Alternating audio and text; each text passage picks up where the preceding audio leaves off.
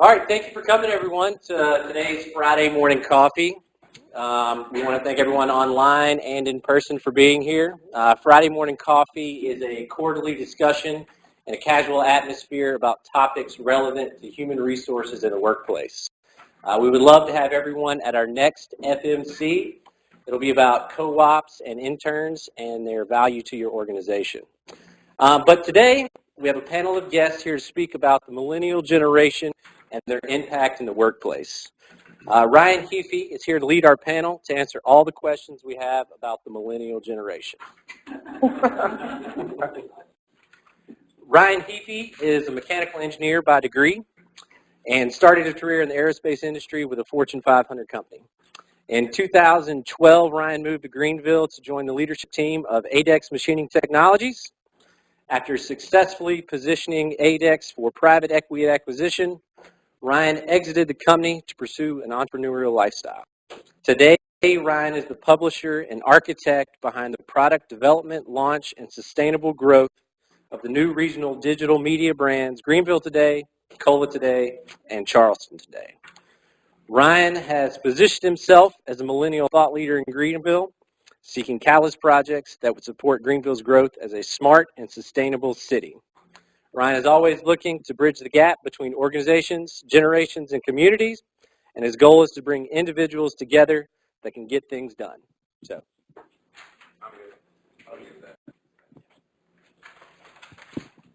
thank you very much. I love hearing people talk about me because usually I'm talking about myself. And this morning, when I was talking to Ryan Johnston, who's the publisher of Upstate Business Journal and my other half, we realized that I got asked to facilitate the panel so that you wouldn't hear me talk too long about the topic. So all I really have to do is sit here and ask 4 questions. This is the stars of the show today. I'm going to run through real quick and let them introduce themselves. If each of you guys could give us your name, title, and company that you're affiliated with, what industry that falls into, and let us know if you think you're a millennial or not.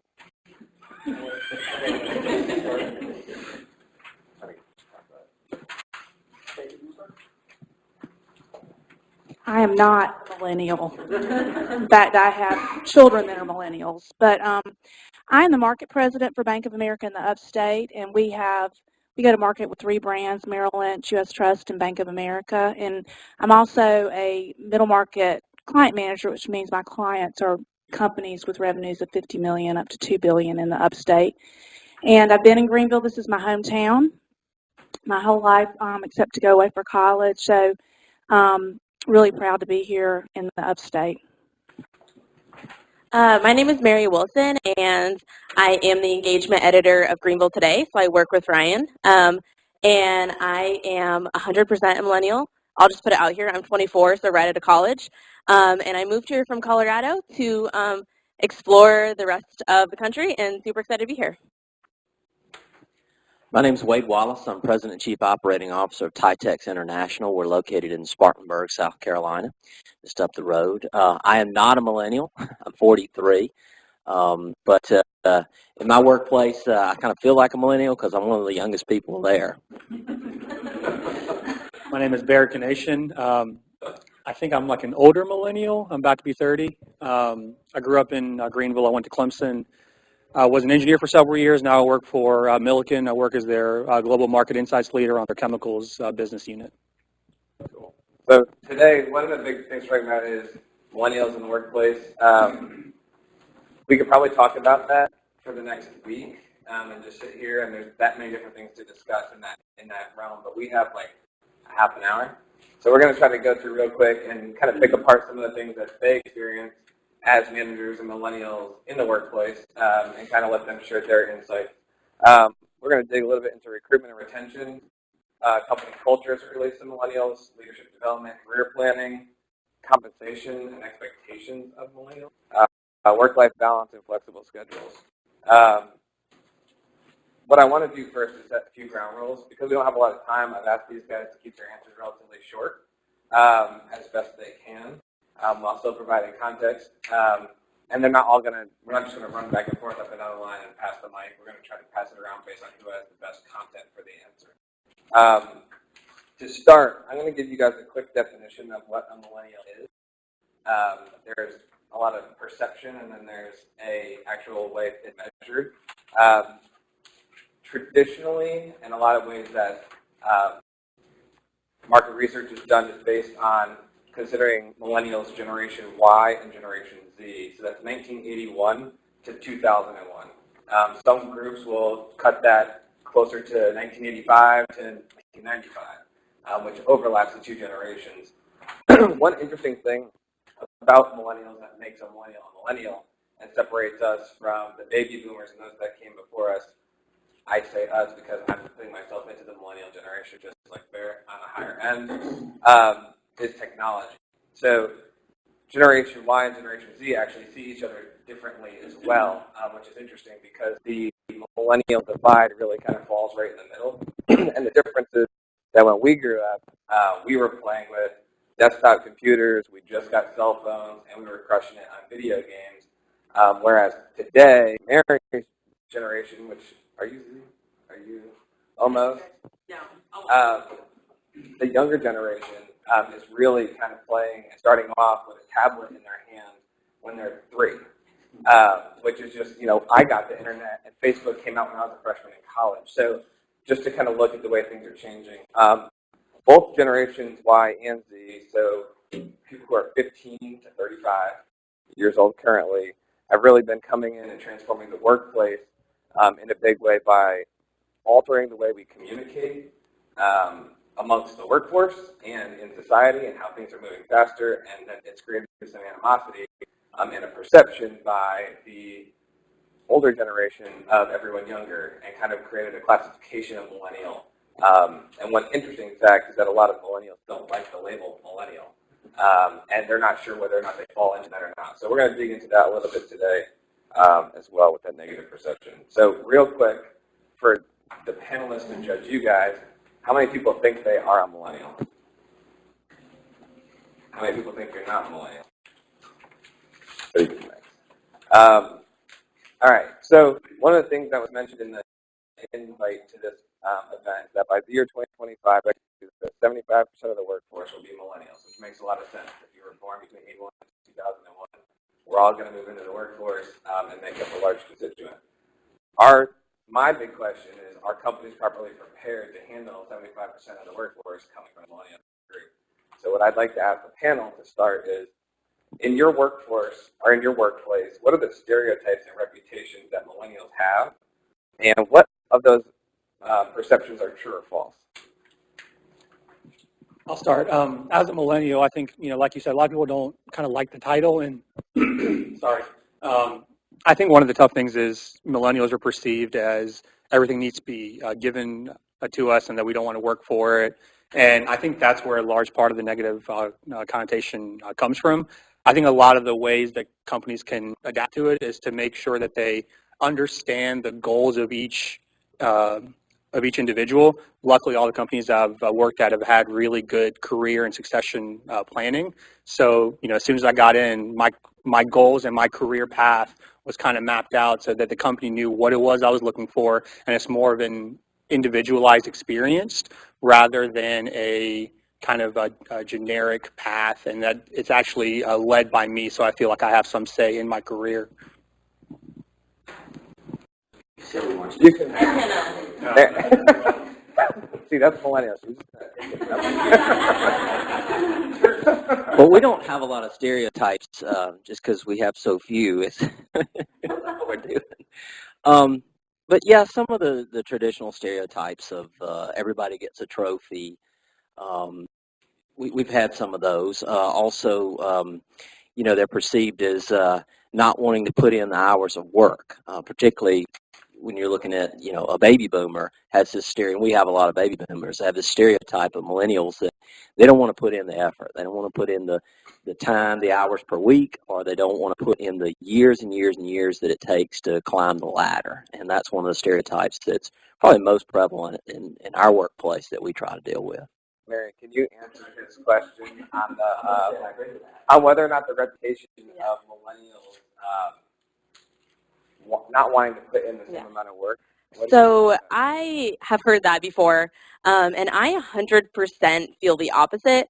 Everyone I went to college with and all of my young coworkers and my friends and my peers are the hardest working people I can imagine. The reality is that I think where that perception comes from is millennials often want to work to have a purpose. And I think that that is a really special thing that comes with my age group is not necessarily working because it's expected and because you need to put food on the table. While that is definitely prevalent and it's a necessary thing to do, we want our jobs to have purpose and meaning in the world. That means that a lot of young people put in extra hours working around the clock, having their work be their lives. This is something that I see in my workforce, especially in media, is that the lines between work and life are 100% blurred. So therefore, you're really working as your passion in your life. So that's kind of why I reject that millennials don't put in the time, because I think they put it in extra. They just have a different perception of what that really looks like. Do you have anything different at your office? Well, I would say I agree with that. What we're focused on is really in the retention and attraction of millennials is focusing on the purpose of what we're doing. And ESG, environmental, social, and governance, is huge for our organization, and we believe that the fact that we are doing things in the community for the environment attract millennials and give them purpose about what they're doing at Bank of America. And I think that is, and on the career pathing, we look at it as a web, and we create all kinds of internet ways for our team to go and find their career path. It's not linear anymore, and I think that that's just the way the workforce is. It's not that straight up anymore. It's over, it's up a little bit, and it needs to be challenging and give meaning to our people. And so what we find as managers is breaking through that one-on-one talent awareness so that we can help those people stay with us but find a new challenge. And that is the hardest part in a big organization, is helping people find that next challenge. I gotta have you hold the mic for a second. What are the biggest challenges that you see in your company when it comes to hiring millennials? Well, I think y'all may be aware financial services kind of has a negative connotation. I don't know if y'all have heard that before, but what we really focus on as an organization is really being cutting edge technology wise, and there's so much that you can get involved with. We spend literally millions of dollars a year on technology for our customers, and we try to make that a selling point for us. And in our benefits, which are incredible, we went to 16 weeks of paternity, adoption, and maternity leave last year. Our starting entry salary is $15 an hour. It's starting for any job in our company. All about iPads and technology. We have blogs now. One of them is called Water Cooler. And so it's out there for people to post ideas for all across the organization. Now, the bad part about that is some people put things out there, and I'm just like, oh, did you think before you? But we make it available so that they can be creative and share ideas. And I think it's really important that we give them that voice, even in a company that's got 200,000 employees. Cool. Keep that conversation in the non-millennial realm. Do you guys experience similar challenges or different challenges when it comes to hiring millennials? Yeah, for sure. So we're a manufacturing company, and I avoid saying it like the play, but we're a textile company. And you try to get a millennial to come work for a textile company in South Carolina, that's a tough sell. We find that if I can get them in for an interview, we can sell them. And what we sell them on is, because we're so, our bell curve of age is so weighted towards, baby boomers that I just tell them, look, you have no competition. I think millennials like that because I think they are ambitious and aggressive. They love the underdog story and being part of a purpose. And we definitely have an interesting journey that we've been on and an underdog story. And that tends to appeal to them because they can feel like they can have some purpose. And then, I also tell them my story of progression. I feel like a millennial because I've been there 17 years. I'm president. it wasn't until about 2 years ago that I had someone reporting to me that was younger than me. For my entire career, I've always managed people considerably older than me. And so, I tell them that story, and they tend to like it. And so that's recruiting. As far as retaining, that's become more of a challenge. Since we have so few millennials, I've found that that's a problem. They don't have the ability to cluster with newer employees that are more of their age group or their mindset. And I think millennials, from what I've seen, they enjoy working in groups and teams. And if you just don't, we're just trying to get to that critical mass to have enough there where we can give them that experience. That's probably been our biggest challenge with retention. As a millennial and making moves in your career, what are some of the things that you look for in different companies that would make you want to go work for them? Sure. I think Stacy really touched on it. I think one of the stereotypes that comes along with being a millennial is that we always want change. That's why you always talk about the job hopping. And my previous company, I've only been with Milliken for about 2 months now, but they had a rotational culture. So you weren't in a role for more than 18 to 24 months. Now you may make a lateral move, you may get a promotion, but you're never doing your role for more than 18 or 24 months. So the way they sell it is you could be at the company for 30 years and have 15 or 16 different types of careers. And, so for me, I don't want to be in the same job for, 5 or 6 years, even if it's a different part of the company, but I'm still doing the same type of work.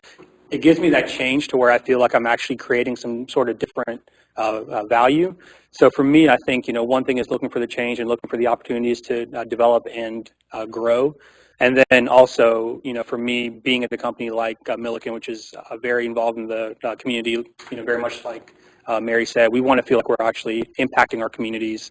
And also working for a textile company, even though we're in the chemicals division, it's trying to rebrand and regrow and to show that, hey, this is a great place where millennials can work, and we're not that, kind of old, stodgy textile company that you've thought about for so long. Cool. Mary, you moved all the way across the country from Colorado to relocate in Greenville. What are some of the things that made you as a millennial leave everything behind and come over here? So it's like kind of a typical story of wanting to not live in your hometown anymore. I think that millennials have a big sense of wanting to see the world and kind of experience new things on their own. And so part of that for me was getting out of my comfort zone. And I think that kind of goes back to what Barrett was saying about wanting different experiences even within one company.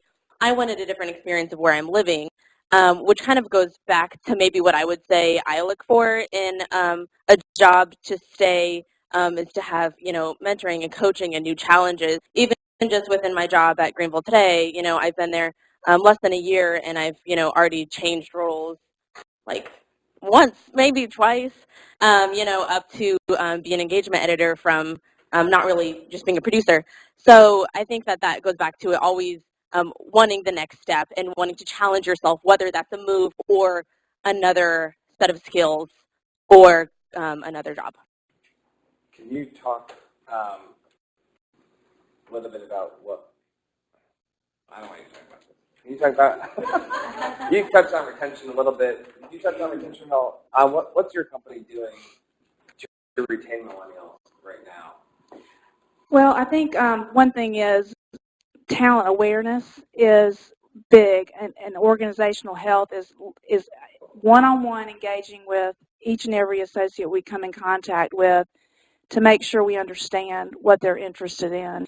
And, in my mind, people ought to be looking for that next job every 3 years, and that we need to be helping them find it. And in Bank of America, with so many different lines of businesses and then back office opportunities, it's really important as a leader that you're talking to them. And the other thing that we do is try to find ways to get them engaged outside of the organization. We give people 2 hours a week to go volunteer out in the community. And as a leader, I'm looking for the talent that I can help place in volunteer positions, leadership positions, to build out leadership. And it also makes them feel more loyal to the bank. Sure. So a couple things we're doing on retention. The most important one that you got some good projects. I mean, they don't want to come to work and just push paper around and make charts and do reports. They want to be involved. They want to be hands-on. We got to give them good projects. Got to keep them busy, or they'll get bored and they're going to leave.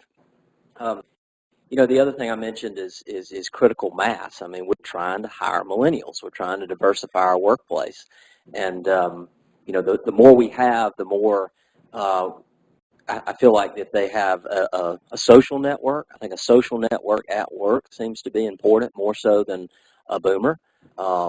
And then functions outside of work, I would agree with as well. We're trying to do a lot of things with community service and sports teams and things like that to get them involved. We find that across all demographics that the workers that have some sort of social relationship with each other outside of work tend to be some of the better performing, happier employees.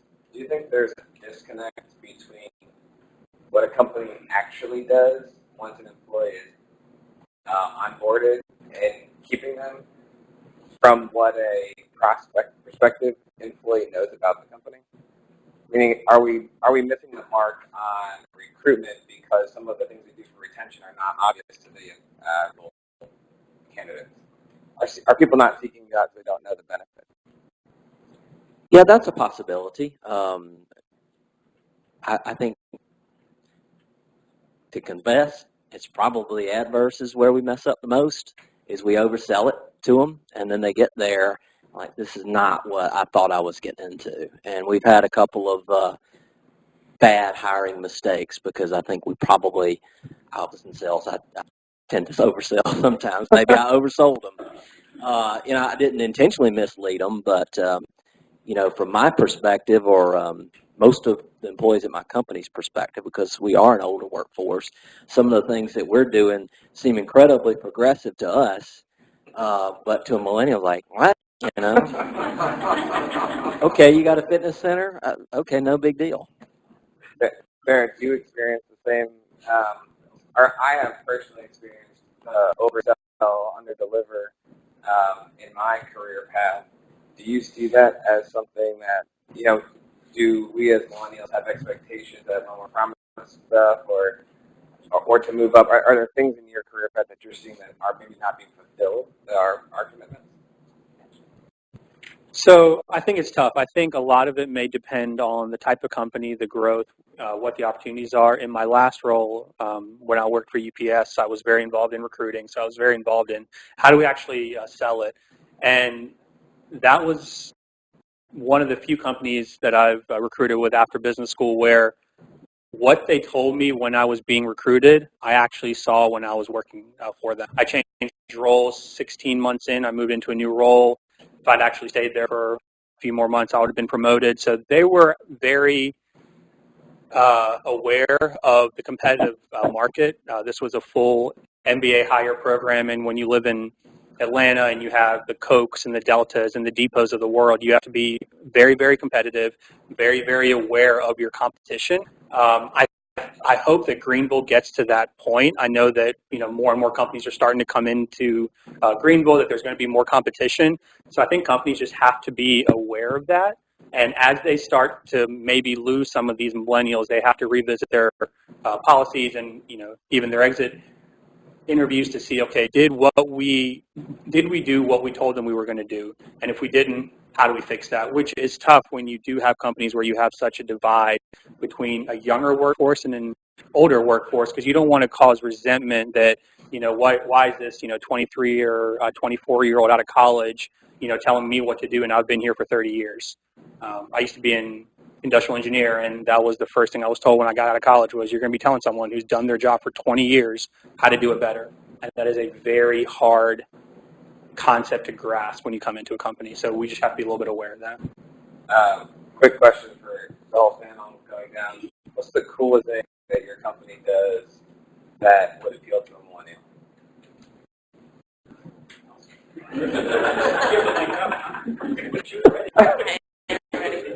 So a lot of this conversation is about the fact that millennials are just really technology focused. So the reality is it's a little bit different with manufacturing, but most of our jobs are on the computer. This is something that we do at Greenville today. If you don't have work to do in the office, do not be in the office. You cannot do your job well if it's a community job and you're sitting in the office. If you need to get work done on the weekends, you're going to log in on the weekends. We know that. You do not need to be here at 4 o'clock on a Friday. That's just the reality. I think going back to my comment about the fact that millennials are so passionate, we do work a lot. I know that we're posting on social media when we're out with our friends because we're at a cool spot and it goes with our brands. Again, that means that you do not have to be at the office 9 to 5. I know that I'm not, and I know that Logan, who I work with, is right there's not. And Ryan, who is our boss, does not care because he knows we're getting our job done. So that's something that's important to realize with young people is do not have them sit in the office when they're getting their work done and they don't need to be at the office. So that's just pretty simple, and I think that's a big thing that I hear from a lot of my peers. What other benefits, incentives, things do you guys? Can I just speak to her point real quick? Oh, definitely. No, I think it's a great point. I think it's a fantastic point.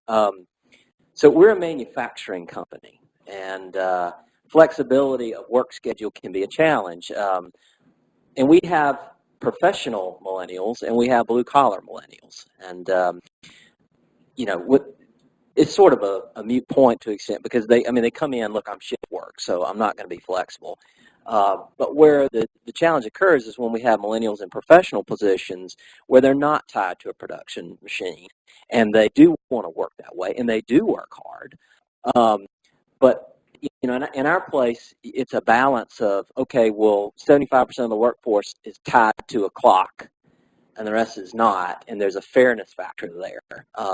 That's been a very big challenge for us. We still haven't figured it out.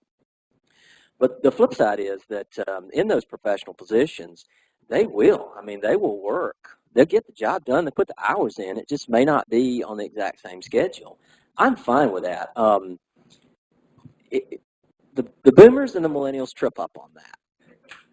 They trip up on that, at least at our workplace, because the boomers like 8 to 5 is what you do. You put your head down, and the millennials like, nope. And that's where I see the biggest conflict. But on the flip side is if I want an answer at 9 o'clock, I text one of the millennials that I work with, and 30 seconds later I've got an answer. Whereas I might have to wait 3 days to get a response on a text message from the boomer. Come on, boomers, you got to get with it too. I think, both Mary and I talked, millennials always want new experiences. They want to travel the world. They want to see new things. I think, at least from what our group at Milliken is doing, is we are a very global group. We sell additives that go into plastic, so the ways to make your plastic clearer, safer, better for you to use, whether it's food storage, your big storage totes. So our customers are all over the world. So I was in Canada last week. I fly to China next week. I fly to Europe in a month and a half. And I think giving new millennials the opportunity to say, hey, you're not going to sit in a cube here in Spartanburg, 40, 50 hours every week for 50 weeks out of the year. You're going to go meet customers. You're going to travel to China. You're going to go to this conference. I think you have to. Now, not every company has that opportunity. If your business is, a local business, it's tough. But if you're a global company, you have to offer those opportunities to the millennials so that they can get out there, experience it, and then bring all their learnings back to Spartanburg, hopefully make the team better as well. One more interesting question I think might be, and I think in the banking industry it's changed slower, but it's higher in the office. Is there an interesting challenge between millennials and? It is hilarious. And I am definitely one of the, when I started in banking, women wore suits and we had little bow ties and, had to wear hose and, it was ridiculous. And it depends on your role in the bank, but I think if you went to Charlotte where our headquarters is, you would see people from the range of a really serious suit all the way down to khakis and a golf shirt. And it just depends on what you do. In the bank, but definitely it's relaxed, and girls, it just makes it that much harder to figure out what to wear every day. I'll just tell you. But but I totally agree with what Wade said about the time. I call it timekeeping, and we boomers are very much come in at 8 and work till you get it done, and it takes a reorientation of your thinking to say it's okay that people are working from home, and we have a huge we call it my workers, but we have a huge group of people that work from home at Bank of America. We have 40 of them in the upstate that are most of them are in our technology group. I can't even understand what they do, but it's a great opportunity to be flexible. That they're really contributing to the organization, but they don't have to come into the office. It's great. We're going to run down the line real quick. Go ahead.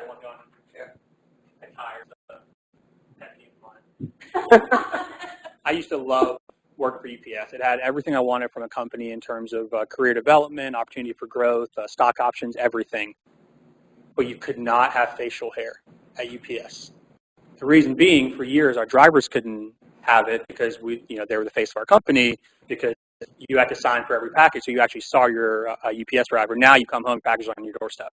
But because that's what the drivers have to do, corporate does that as well because we have customers who come through. So they do so much to retain, recruit, promote millennials, and they overlook some of the smallest things. So the fact that you couldn't have facial hair, we got jeans December of 2015. We couldn't wear jeans up to 2007. Every person was in a suit and a tie every day. So as simple as attire seems, like why does it matter what you have to wear to work? These are the guidelines. As a millennial, if you're going to micromanage whether or not I have a beard, what else are you going to micromanage when I actually work for you? So you can do everything else in the world. You can have the best fitness center, the best paternity leave, but from a day-to-day basis, if you're going to micromanage me to that kind of level of what I'm allowed to wear, what's the actual job going to be like? I say that because I had to shave my beard when I started working at UPS, and once I quit, I was actually able to grow it back. So. We're going to run back down the line real quick and then take a question or two. As a millennial, what advice would you give someone managing millennials? So because I've also worked in manufacturing and I work for still a manufacturing company, I realized that it's tough because you have to be fair. So as an HR company and as a manager, you have to be fair amongst your group. You also have to realize that people have different needs and different things in their life. I have a 7-month-old at home. So for me, the work-life balance is a little bit more important right now. I would love to be home, I work from home if I need to be, whereas someone else may have a different situation where they need a little bit more flexibility. So I think the biggest thing I would say to someone who manages millennials is realize that everyone has a different need.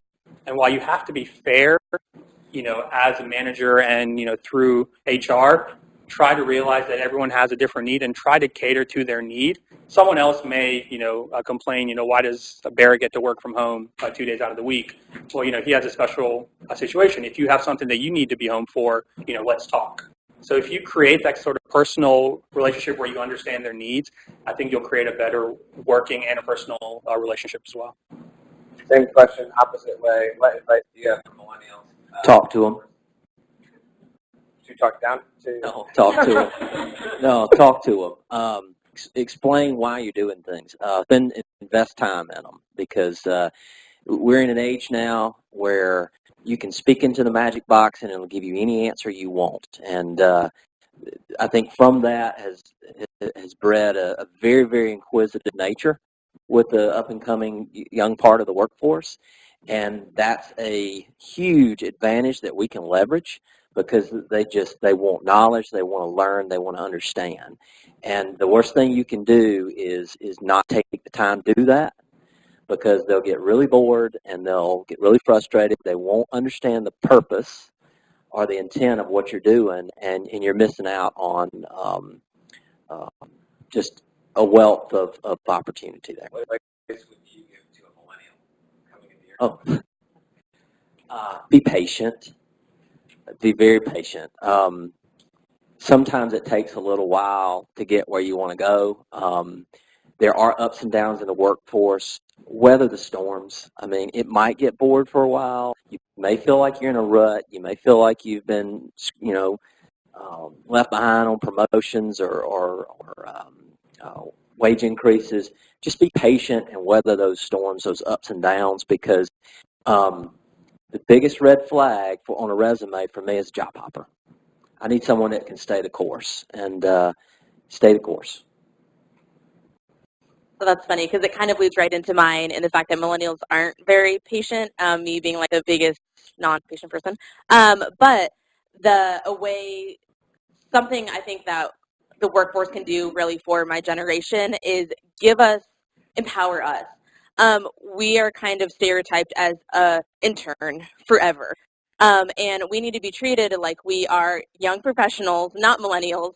We are just born in this age, and we can do a job, and we can be leaders, and we can have responsibility. And that, I think, can save off some of that feeling like we're not going anywhere and that we're going to leave a job because we're not patient. If we feel invested and have a leadership role and have responsibility, and we're not just, thrown to do social media because we know how to do it, I think that really does help keep millennials around because you feel like you are invested and people are invested in you. Well, I think it all goes back to treating people the way you want to be treated, and it doesn't matter whether you're a baby boomer or a millennial. But what I would tell a millennial coming in is seek out a mentor. There are a lot of older people that really do want to help you in your career.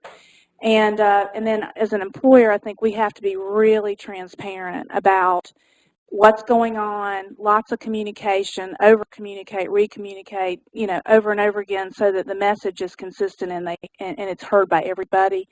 But I think, millennials are also called the me generation. So I think that means that we have to be very intentional about looking at each person individually and meeting their needs for their career path, or they're going to go find it somewhere else. Real quick, to open up a question or two from the audience, does anyone have a burning question about millennials in the workforce? So with the ability to do remote working and mobility-enabled work, clearly this flexible schedule, gives the ability, but what I see is that's really work ethic dependent, right? So an individual has to have that work ethic to get things done, to meet deadlines. Have you seen any indicators that will show you that this person probably has a good work ethic and might be a good employee? I don't have any background on any of this, in the fact that our office is like 5 people, but the producers that I work with and my other coworkers do work from home often, and it's because there's too much work, so that way sometimes we do have to work from home to get stuff done. So I think that is kind of a sign that working from home is okay. If there really is too much work, that it's fine to do those spreadsheets on your couch. And I'm not talking about, full work bringing from home, but in order to bring your work home to be able to save off some of that stress from the week, I think that's a really good option to kind of have a middle balance, which is what we do at our office. If you need to just schedule social media, you can do that at home because you're here writing all day, every day. So that's kind of like a middle balance I think that we have. And obviously they're going to get it done because it's their job. So that's kind of a way that I see it. I think a large part of it is to build that trust with the employee. UPS did not have a formal work from home policy. It was very much a team by team. My team was luckily very flexible to where my VP knew if he emailed me at 9 o'clock at night, he'll probably have a response before he got in the morning. So I built that trust with him. So if I needed to leave at 2 on a Wednesday, he never thought twice about it. He didn't have to see me at my desk to do it. So I don't, it's hard to give them that trust when they start, but if you do, like, hey, just let me know if you need to work from home, blah, blah, blah. Just set those expectations, that's fine, but just, make sure I have that report by Friday or something. And so I think if we feel that we have your trust, we're going to be willing to work harder. I actually work harder when I'm at home because I feel bad I'm not in the office. So I feel like if they have that trust that that you're okay with them not being in the office, they're going to be willing to work a lot harder so that they can maintain that relationship moving forward. One other thing that I'll add, because I want to talk, is measurable deliverables for the employee. As long as we can track that they are truly accomplishing something, then I'm confident in it. Luckily for me, I have something that has to go out every day at a certain time. It's it's definitely measurable. So if it's missed, it's really not, our product's not out the door. So that's when we need to do it. Does anyone have other questions? Have any of you ever had to release a millennial for performance-related issues? And if the answer is yes, how did you know it was them and not you? Yes.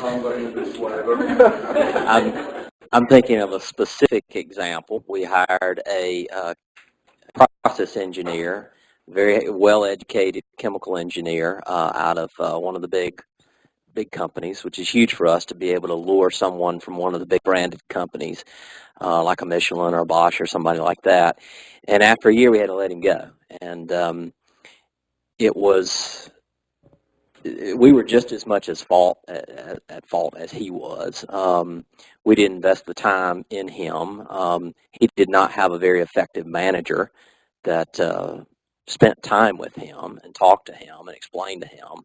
But at the same time, his head was not in the game. He was more concerned about getting to a point where he could go get his MBA. He didn't want to be hands-on. It wasn't an issue of wanting to work from home. He didn't want to get out on the production floor and get his hands dirty. His head wasn't in the game. So both of us were at fault.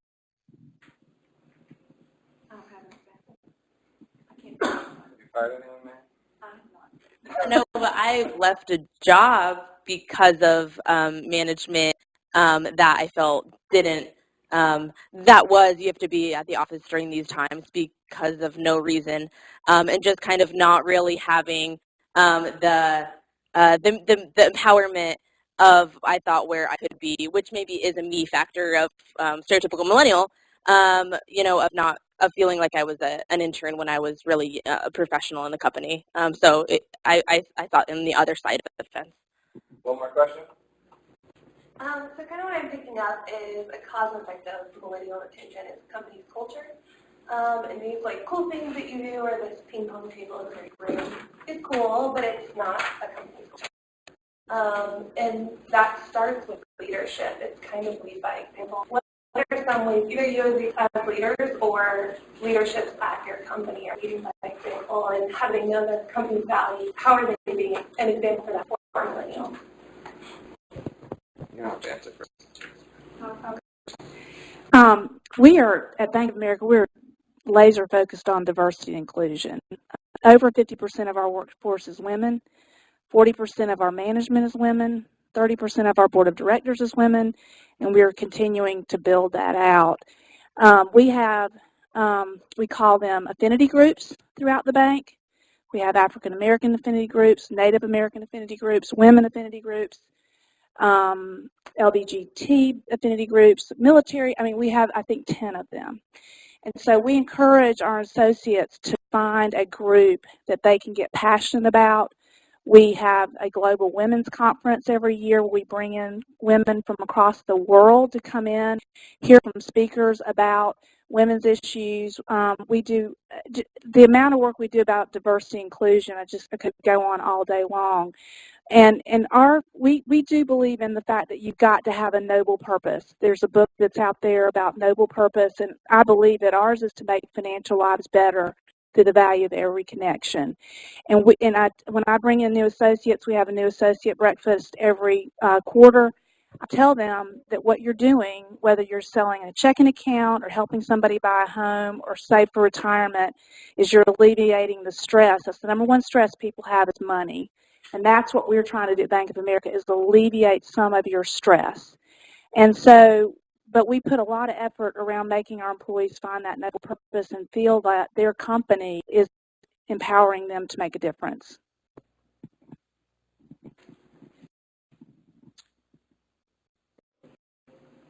From a leadership perspective, trying to lead millennials, is that what you're asking? It's more of how you're setting an example of your company's culture for millennials. So the overwhelming majority of our managerial staff is over 50 white dudes.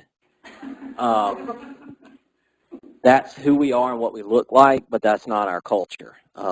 Fortunately, we have a very, very progressive culture that sees the imbalance there and wants to change it. And I think that comes from our ownership of setting that example. I think it also comes from the fact that we're a very international company, and all of us in key management positions have been all over the world and experienced all kind of different cultures and done business with a lot of different cultures. So there's an underlying culture that's been created by the ownership and the existence of the company that I think is very much not only open to but geared toward diversity and inclusion. Personally, what I find me doing, and I find all the over 50 white dudes doing, we're eager. We're eager to spend time. We're eager to teach and share what we've learned. So, myself and many of the key managers, we take extra time with our younger workforce because also it's a family company, and the owner's sons are coming into the company, and we all have a deep, heartfelt desire to leave a legacy. And in our company, there's that sense of responsibility that we got to pass on what we know to this next generation that's going to run the company, and we've also got to help them move it forward because it's not going to exist in its current state. So we spend a lot of time with our younger workforce and to ensure that we train them, help them, and invest in the company so that they have the tools and equipment and people to extend beyond our life. I think one of the biggest things is to make sure that the leadership is part of the team that the Millennials working on. Previous companies that I've been at, the president or the CEO's office had this auto dimmer or auto darkness where if he was in a meeting, I'll flip a switch and his glass went black so you couldn't see inside of it. Or there's, a pass or a badge you have to get on the C-suite hall. We have no offices at Milliken. Our president sits in an open office in the corner. You can see him anytime. He walks by your desk. He talks to just about anybody. Doesn't matter, what level you're at. So I think making sure that the leadership is part of the group that the Millennials in, or making sure that the Millennial feels like they're a part of the team, and that you're not in this office down the hall. They have to schedule something 3 months in advance. If they do want to talk to you, making sure I think Mary said or Wade said we want to feel like we're part of a team. So if you as a leader act as a team player rather than the general manager, I think Millennials feel more of a sense of a purpose that, hey, I am a part of the team, and it's not one of those, you're the GM and I'm just, the team type of thing. So just to know, after we get done here and we work for a little bit, my company's having a Cinco de Mayo party. So we're having margaritas in the office and that kind of thing. And that's cool. In my office, there's a lot of things like that. We have beer nights and we hang out with each other a lot. We have a huge Christmas party. We have a beer pong table in the office, which we don't actually play beer pong at, but it's there. That kind of thing. But the thing that actually matters, I'd be fine not having a Cinco de Mayo party, but I need to be able to talk to Ryan, my boss, whenever I want and feel like that connection is there. That goes back to not feeling like I'm an intern. If I call him and say, this is what's happening, if I say, my dog's sick, can I work from home today? That kind of thing, that is a reality, and that also just comes with the trust. So I think that that's the biggest thing of culture above the ping pong tables, above that is having that relationship and that trust. And the fun things help too, but not all. To wrap this up, and because of the Cinco de Mayo, and we are definitely drinking margaritas at 11 o'clock this morning in the office while the dog runs around and we sit in our lawn chairs outside. We apologize in advance for errors in the email on Monday. But, just real quick, can we give the panel a round of applause for being here?